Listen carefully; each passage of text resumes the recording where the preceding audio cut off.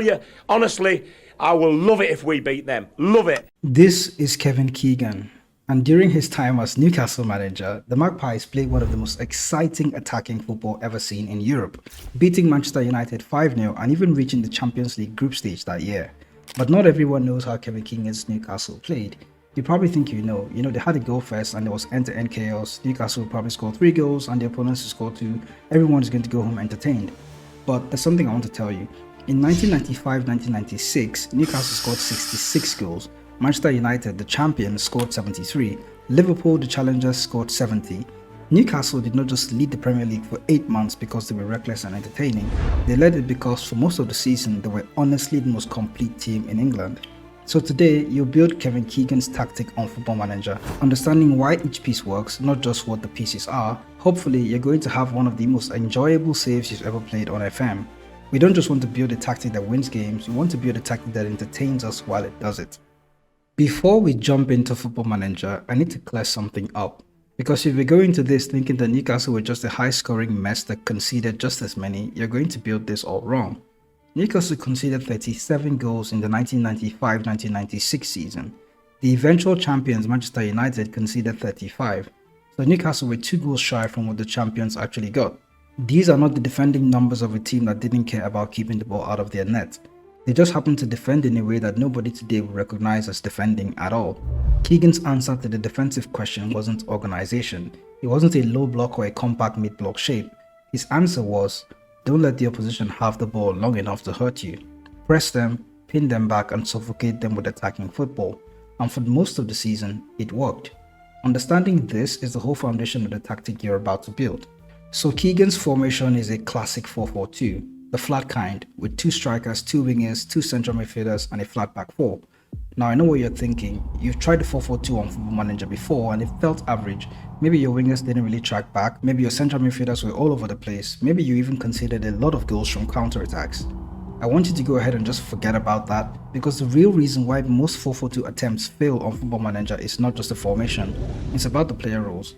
And in Kevin Keegan's system, the 4-4-2 had roles that were specifically designed, whether he knew it tactically or not, to occupy every single player of the opposition at the same time. In a 4-4-2, every defender can be locked to an attacker. The 2 strikers can go against the 2 centre-backs, the 2 wingers can go against the opposition's fullbacks. That leaves no one free to cover. The moment any defensive player steps out of position, there's a chance for a goal. So for the roles, we'll start with the goalkeeper. Now Keegan was actually very honest about the goalkeeper situation. He said openly that he never really felt like he truly had a great goalkeeper in goal at his time at Newcastle. He believed that with Peter Schmeichel in goal, Newcastle would have won the league. Pavel Schmeichel and Saka Hislop were the 2 goalkeepers at Newcastle at the time, and they were usually exposed by Newcastle's high defensive line. What this means in Football Manager is that you need to have a goalkeeper that is comfortable coming off his line. Newcastle's backline stayed high, and that means that there's always space in behind for the attackers to run into. Your goalkeeper needs to know how to sweep up that space, so you're going to go ahead and set your goalkeeper out of possession to play as a sweeper keeper. This instruction is going to somehow help him close down that space, but also help him be a bit more expressive when distributing the ball. For in-possession player role, you can go for a ball-playing goalkeeper, or you can use a normal standard goalkeeper, because back in the day, the ball-playing goalkeeper wasn't really a thing back then. For the defenders, there's one thing you need to know about this tactic that will generally surprise you.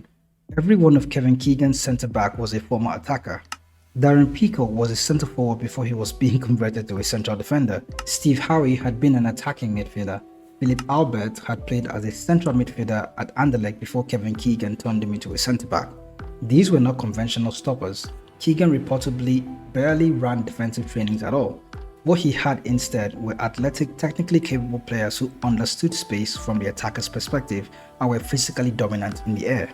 In this system, you want to go for advanced centre-backs and ball-playing centre-backs. You can also ask them to dribble a bit more. I think the advanced centre-back already knows how to dribble and carry the ball into the opposition's midfield. But ball-playing defenders and advanced centre-back are roles that are going to allow your defenders have that expressive freedom to get into the opposition's areas and also create chances. You can ask them to tackle harder and dribble more. That combination gives them the license to carry the ball forward into space and open up the opposition's defense. This is exactly how Philip Albert ended up chipping Peter Schmeichel from 20 yards in Newcastle's 5-0 win over Manchester United. It also gives the aggression needed to win those area duels when the opposition tries to go long over the top of the high defensive line. Now for the fullbacks, on the left you have John Beresford, an overlapping adventurous left back who loved to get forward, And directly ahead of him, we had the great David Ginola, a French winger who absolutely had zero interest in defending. Ginola would stay high, Beresford knew that, and so did Kevin Keegan. The opposition also had an idea, but it didn't really matter because the overload that combination created going forward was worth every defensive risk it created going the other way. In Football Manager, you want to ask Beresford to play as a normal fullback, but go ahead and give him the instruction to cross on the byline and also stay wider and try to encourage him to get further forward. This is going to keep him hugging the touchline and also arriving late into the opponent's box when David Ginola actually cuts inside.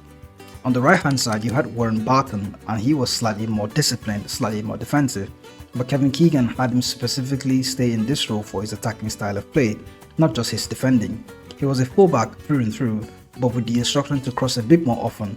He also provides that same service on the right hand side, but he was there and he was kind of much wider than the other fullback on the left. He never really made those overlapping runs forward. So on the left hand side we had an adventurous attacking fullback, and then on the right hand side we had a fullback that was a bit wider and also could cross the ball from the byline, but he didn't really make overlapping runs. You can ask the two fullbacks to tackle harder. This is going to make them combative, physical players who aren't really shy to get into tackles.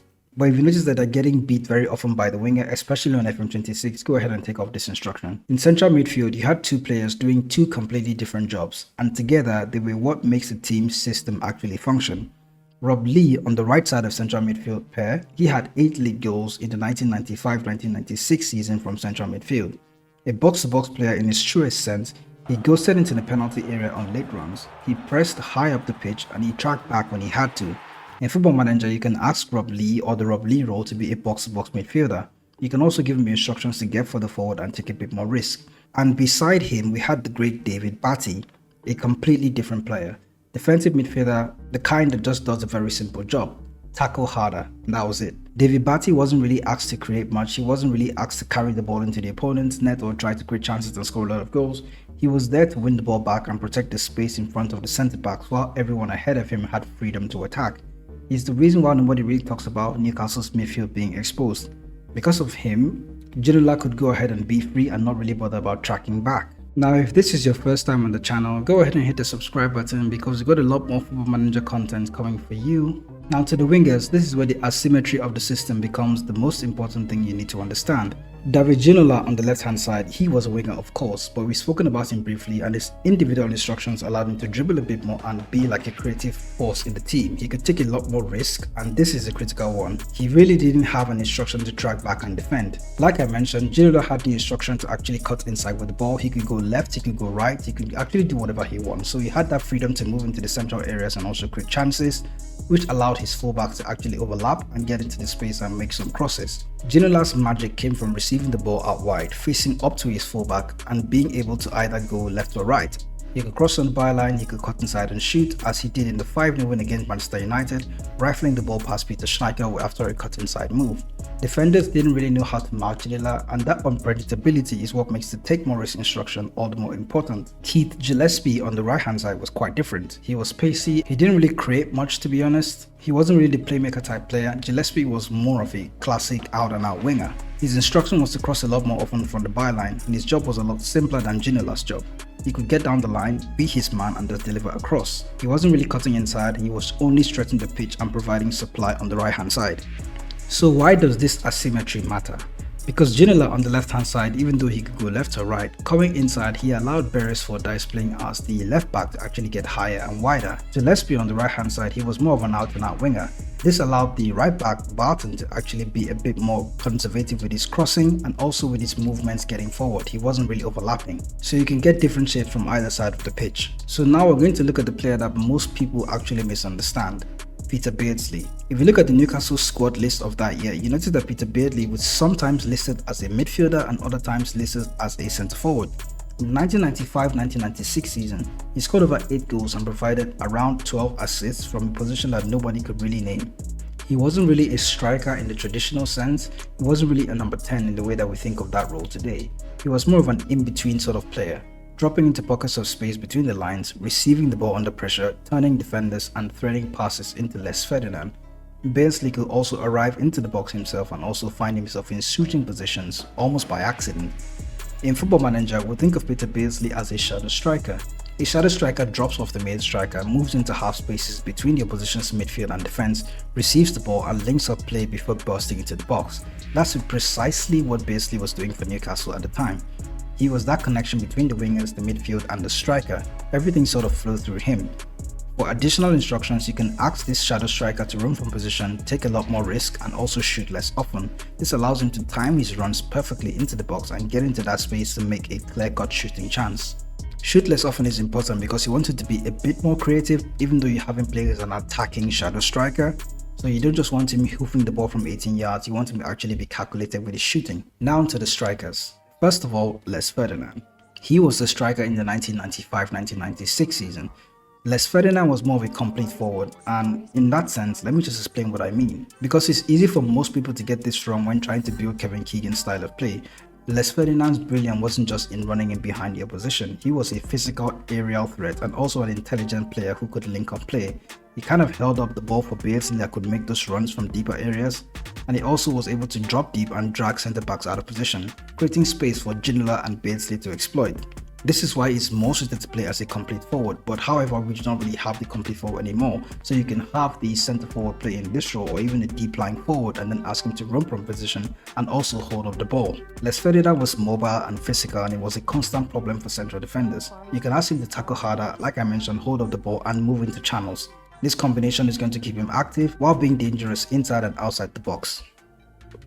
Now in 1996-1997, Newcastle went on to sign one of the greatest centre forwards of all time, Alan Shearer. Kevin Keegan didn't just replace Les Ferdinand with Alan Shearer, he added Shearer alongside Les Ferdinand. And Shearer's role was quite different. He was more of a reference point and the opponent's defenders were committed to marking him. Shearer played almost like a classic out-and-out centre forward, what you would think of an advanced forward. However, he had the freedom to get into the box for crosses and also shoot from wherever he was. He could score from anywhere. He could also press and tackle harder, but he wasn't really a very great dribbler, so you didn't really see him taking on players anyway, but he was inside the box finishing off chances. So in a way you can think of him as a poacher, but he had a lot of mobility about him, so he could find himself in pockets of space and also just be in the right place at the right time to finish off chances. The problem with the poacher is that this player is going to be locked into the box, and Alan Shearer was able to score goals from even from the edge of the box. He could be anywhere and just hit the target from there. So it's why I'm not limiting the role to the poacher. I will go for the centre forward on this one. Now for the team instructions. Everything here comes back to what Kevin Keegan himself said about the way he coached his Newcastle team.